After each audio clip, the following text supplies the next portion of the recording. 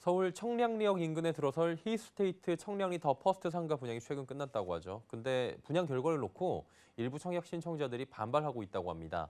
분양 대행사 측의 당첨자 선정에 대해 이의를 제기하고 나선 건데요. 상가 청약은 기준 시간부터 선착순으로 계약금을 입금하는 일명 초치기 방식으로 진행됐다고 하는데 이 당첨에서 떨어진 사람들이 절차에 대한 의혹을 제기하고 있는 겁니다. 자, 과연 어떤 사연인지 부동산팀의 설석용 기자와 정리해 보도록 하겠습니다. 설 기자 나와 있습니까? 네, 안녕하십니까? 예. 일부 청약자들이 피켓 시위했다고까지 지금 들려지고 있는데 이유부터 한번 알아볼까요?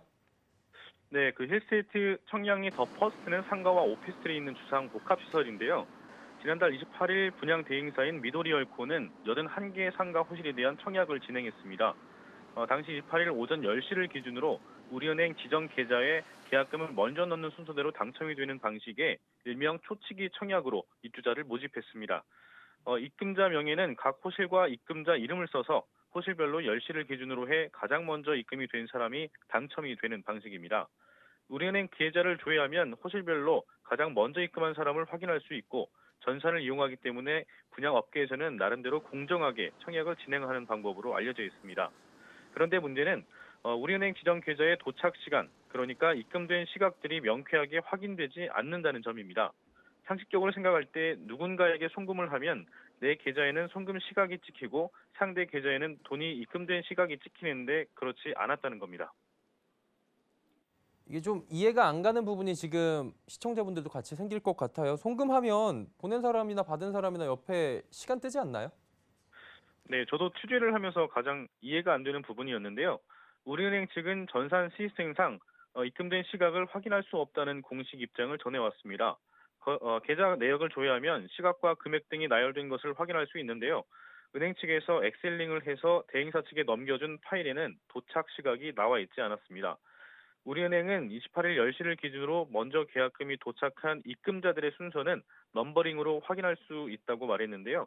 그러니까 엑셀에 정리된 시각은 도착 시각이 아니고 그 옆에 1, 2, 3 이렇게 거래 일련 번호가 찍히는데 그게 도착 순서라는 얘기입니다. 은행 말대로라면 그 순서대로 당첨자를 발표하면 되는 건데요.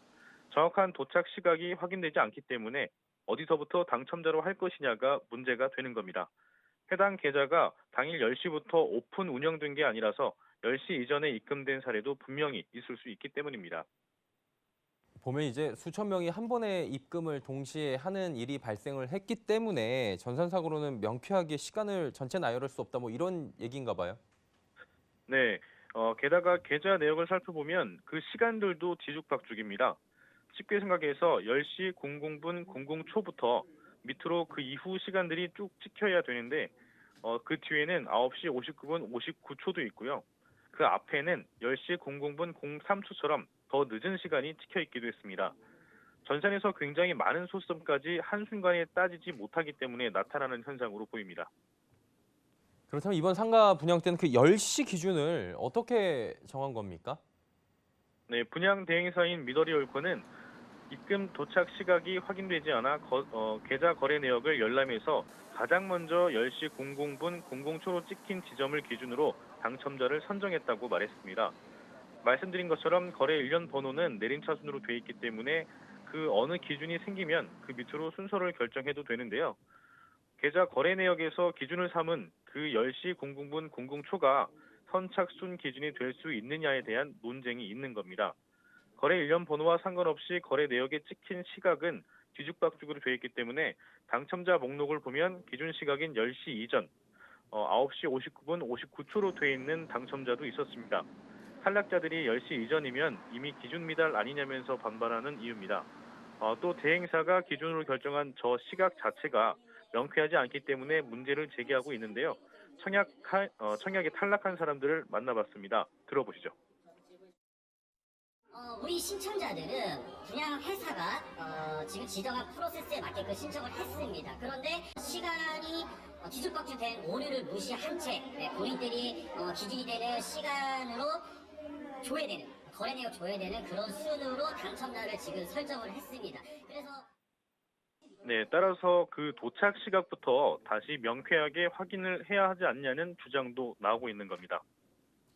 예, 피해자 측의 이야기를 좀 들어봤고요. 그렇다면 대행사 측의 이야기도 좀 들어봐야 될 것 같은데 입금액 도착 시간이 확인되지 않아 갖고 뭐 임의적으로 기준 시간을 정할 것이다. 뭐 이렇게 얘기하는 거 말고 다른 입장이 있습니까? 네, 청약 공고문 당첨자 선정 기준을 보면요. 동시 동초 입금 시 청약 계좌에 먼저 기록된 1인이 당첨자로 선정이라는 문장이 있습니다. 계좌에 먼저 찍힌 사람이 우선순위라는 해석인데요. 지금처럼 시간이 불명확할 경우에 대행사가 기준을 설정했으니 그 시점부터 먼저 찍힌 사람이 우선순위라는 얘기입니다. 대행사 측은 이런 내용으로 당첨자를 선정했다고 말했습니다. 그러니까 두 가지 기준이 있는 건데요.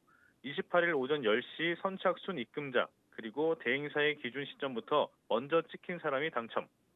대행사는 28일 오전 10시가 명확하지 않다는 이유로 뒤에 있는 기준대로 당첨자를 선정했습니다. 하지만 동시 동초 입금 시라는 전제 조건이 있어야 하기 때문에 이 또한 논란이 되고 있습니다. 청약 탈락자입니다. 신청자들은 뒤죽박죽 될 시간을 문제 삼고 일단은 시간을 필터링해서 당첨자를 선정을 해야 되는데 대행사 입장에서도 그 시간을 무시한 채 입금 순서대로 조회 순대로 나열되는 순으로 당첨자를 선정했다고 하면 지정한 시간마저 자체도 그거는 문제가 있다. 네, 그렇게 판단이 됩니다. 예, 다음 질문을 드리기 전에 조금 전에 탈락자를 피해자로 명시한 부분을 바로 잡고 이야기를 드리도록 하겠습니다. 다시 들어가서 청약에 탈락하신 분 이야기를 인터뷰를 조금 전에 들어보니까 어느 정도 일리가 있다고 들어보고요. 그러니까 한마디로 대행사가 임의적으로 기준 시간을 이렇게 뭐 다시 재설정해도 되느냐라는 부분인 것 같은데 이게 되는 겁니까? 예, 이게 수의 계약이기 때문에요. 사실상 분양 대행사의 방침이 우선이라고 합니다. 법적 테두리 밖의 영역이다 보니까 미스가 나더라도 대행사는 일관되게 입장을 고수할 수 있는데요. 여러 논란을 피하기 위해서는 기준 시각의 명확성이 필요합니다. 사실 그것만 확인되면 지금의 논쟁도 없었을 것 같은데요. 은행에서조차 그 시각을 확인할 수 없다고 하니 애초에 초치기 청약은 방식 자체가 문제라는 결론이 나옵니다. 그쵸. 듣고 보니까 선착순 선정 방식에서 시간이 확인이 되지 않았으니까 말씀하신 것처럼 방식에 문제가 있는 것 아니냐 이런 질문을 당연히 할 수 있을 것 같은데요. 예, 그렇습니다. 애초부터 은행에서 도착 시각을 정확하게 확인할 수 없는 거라면 초치기 청약 방식 자체가 문제가 되는 거고요. 일단 이런 방식으로 청약을 진행해서는 안 된다는 판단이 섭니다. 하지만 업계에서는 종종 사용되고 있습니다. 이유는 앞서 말씀드린 것처럼 전산을 이용하기 때문에 가장 공정하다는 평가 때문이고요. 큰 단지들의 상가를 분양할 때는 보통 청약 희망자들을 모아놓고 추첨 방식을 진행한다고 합니다. 커다란 두 통을 준비해서 그 안에 탁구공에 번호를 적어놓고 뽑는 방식이라고 생각하면 이해가 쉬우실 것 같은데요.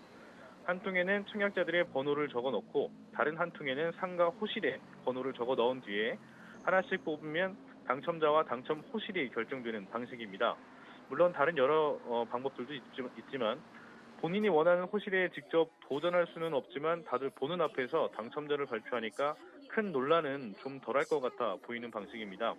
하지만 작은 단지를 분양할 경우에는 전산으로 잠깐 진행만 하면 되기 때문에 이런 초치기 방식을 사용하곤 하는데요. 번거로움도 덜하고 객관적인 근거가 데이트로 된다는 전제 조건이 있기 때문입니다. 하지만 취재 중에서도 이런 허점들이 발견됐기 때문에 커다란 화근이 될 수 있다 이런 방식이 아닐까 생각합니다. 참고로 초치기 청약을 하고 있는 또 다른 분양 관계자의 설명을 들어봤는데요. 계좌에 찍힌 시간을 무조건 신뢰할 수는 없었습니다. 입금한 사람의 계좌에는 10시 00분이라고 찍혔는데 도착한 계좌에는 9시 59분으로 찍혀서 서로가 난감한 상황도 있었다고 합니다. 도착 시각을 정확하게 확인할 수 없다는 점이 여전히 의아하지만 요즘같이 청약 시장이 뜨거울 때는 특히나 이 초치기 청약 방식은 매우 위험한 방법입니다. 예, 은행 계좌에 기준 시간부터 먼저 계약금을 입금한 사람을 당첨자로 하게 되는 이른바 초치기 청약. 간단해 보였는데 전산상의 문제 때문에 무수히 많은 논란을 만들어낼 수 있겠다라는 생각도 듭니다. 지금까지 부동산팀의 설석용 기자와 이야기 나눠봤습니다. 고맙습니다. 수고하셨습니다.